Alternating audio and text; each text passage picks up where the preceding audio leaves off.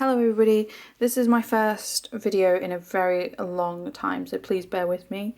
I just wanted to quickly jump on. I've been using this bullet journal for over a month now, and I usually use notebooks for less than 2 weeks before moving on to something else. So the fact that this has lasted me a month is amazing. As you can see, it's a smaller pocket size Moleskine. I think this is my preferred size as it can just go in my handbag and it goes everywhere with me. So let's get into it.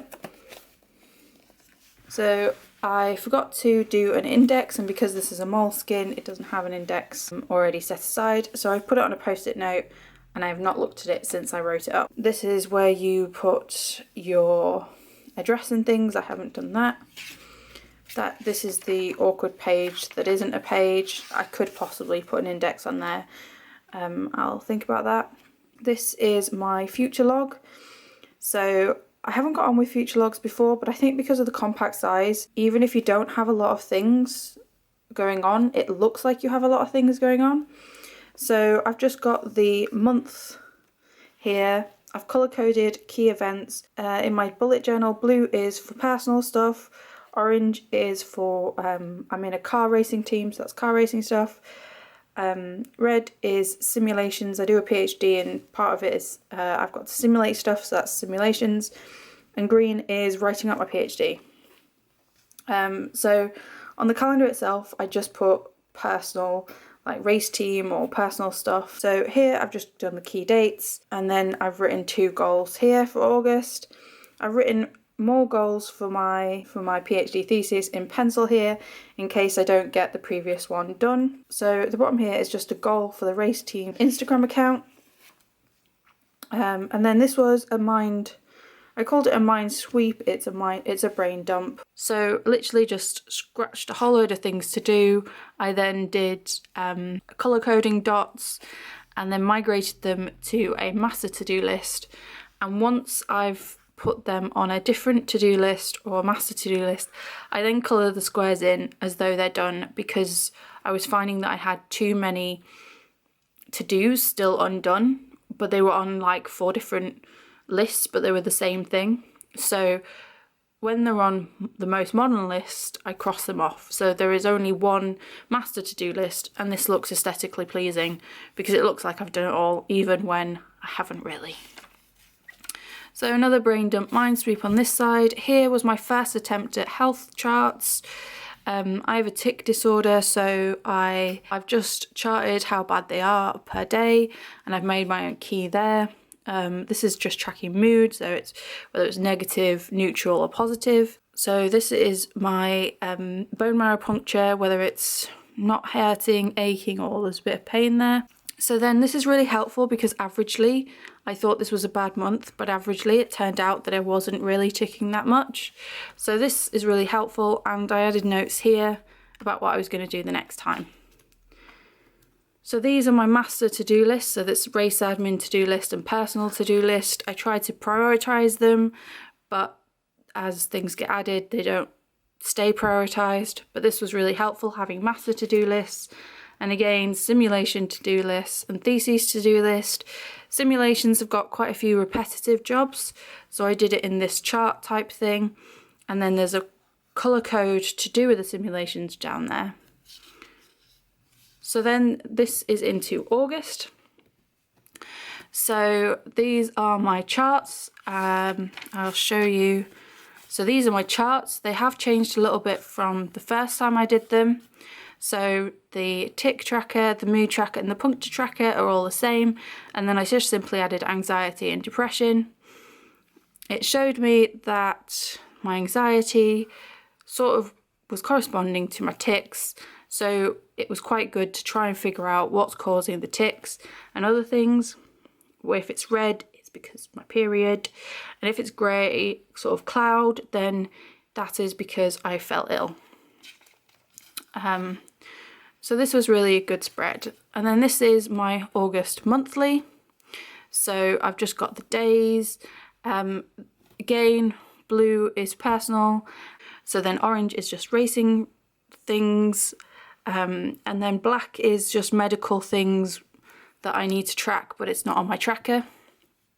And then here I've got exercise, so full coloured in is when I've done 30 minutes. Circle is just when I got active that day, rather than sat around doing my PhD work. Vitamins, I'm trying desperately to take my vitamins regularly. Race team Instagram, how many times I posted there, personal Instagram, and then I added, towards the end of the month, I added a circle when I meditated, which I did twice, so that's not great. But it was a good visual way of looking at it, and I really like the spread. So then we get onto the expenses. So I literally just list out the expenses. So I literally just have done the expenses for July and August here. So this is my first weekly. So because I was away on the Friday, I only have 4 days here and a lot of stuff to get done in those 4 days. I did my top 3 to-dos in here, and also put in my events. This was a postcard that I got that I literally traced from. And then this is a list of food that I can cook. I tend to stick to only a few meals, and I'm quite boring, so this is a list so that if I feel that I'm getting just boring and I'm just eating spaghetti bolognese all the time, I really love, and I do eat quite a lot, I can just look here and I can think of a different meal. I haven't actually used this as much as I thought it was, but it was good to think about different foods that I could eat. So because I'm doing a thesis, you got to know all the symbols. So I just made this spread so that as I was writing up, I could just list out all the symbols I'd been using. So it made making a list at the front of my theses much easier. So this is my morning and evening routine. It's not been that successful, and I haven't successfully done it. So then a to buy list, and symptoms list, because I was going to the doctor and I wanted to show them my symptoms. And then this is really where my style changes and develops into a style. So before, my week looked like this, and then it developed into this. So I've still got the same 4-day week on this side and my weekly to-do tasks. I've split this side up into events and this side into my must-do tasks. Here I've got CC is for colour code, and then I've got my tasks, I've got my predicted time. I use this to predict how long it'll last, which means that I can estimate how many tasks I can do in a day, so I'm not thinking that I can do lots and thinking I'm Superwoman. And this is really the beginning of my style. I think I really like this layout and spread. And then I tried doing dailies in the same sort of style. So colour-coded, task, predicted, actual time, and just crossing it off. And then just using the midliner to highlight between the days. This took a little bit too long to set up. So I'm still working out my dailies and how I like to do them. So then this is the next week, exactly the same layout. The week after, same layout. Week after, the same layout. This is my master to-do list. So you can see how they've evolved from the first master to-do list, which would look like this, to a bit more of a refined look. This one took a long time to draw out because of the grids, but actually it takes sort of maybe a week or two to fill in the dots. So it was worth it because I'll be referring back to this quite a few times. And I sort of listed, in my thesis, I sort of listed little bits so that I can see quite clearly things are getting done. So that's my simulation and thesis tracker, sort of master to-do list, and then my race admin and personal to-do list, which you can see has changed a bit from this style more to this style.